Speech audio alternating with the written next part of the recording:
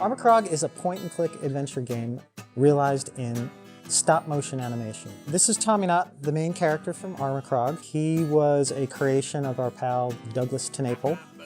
We were getting ready to figure out what our next project would be, and we called up Doug and asked him if he had any ideas.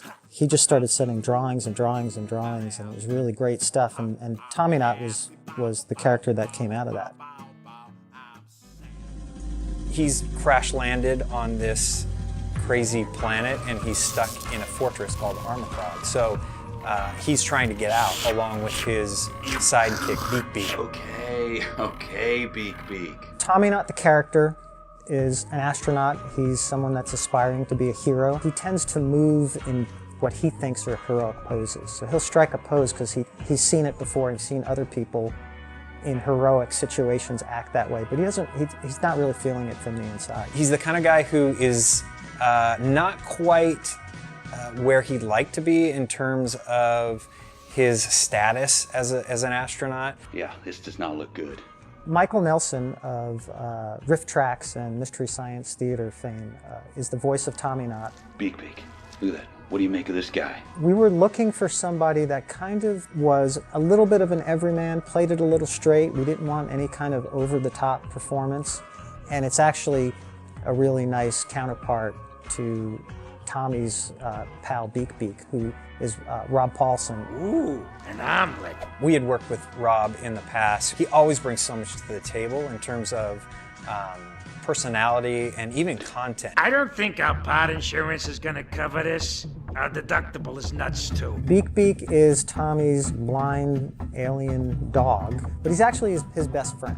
At times he's kind of the voice of reason, but he's also a wisecracking guy that likes to have a good time. We'd never done a game where you could switch control between two characters. Tommy and Beaky were such a cool little team together that we wanted to try it where you could switch between the characters and do different things with each character.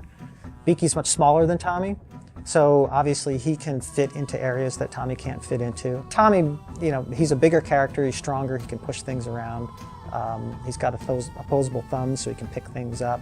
He can climb on things, so he does things that Beaky can't do as well. Once he was designed, one of the first things we started to do was some pencil test animation, which are hand-drawn animations of the characters, kind of exploring some of their personality, the way they might walk or move. So once we have a design that we're happy with and it's ready to make the jump from paper drawings to something dimensional, the first step is to create the skeleton for the character.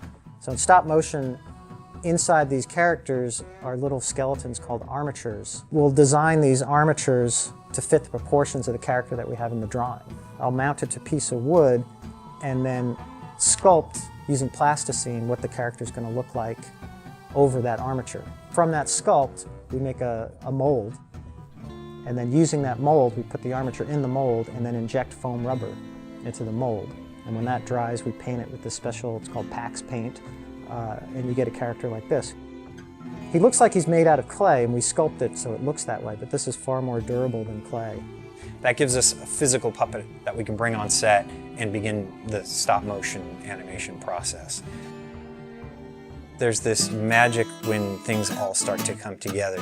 You've done your animation, you've done your backgrounds, you're putting it in the game, you're seeing everything work together, and it's fun, and it's interesting, and it looks unique. And that's how we brought tommynaut to life. Hope you enjoy the game. Check it out.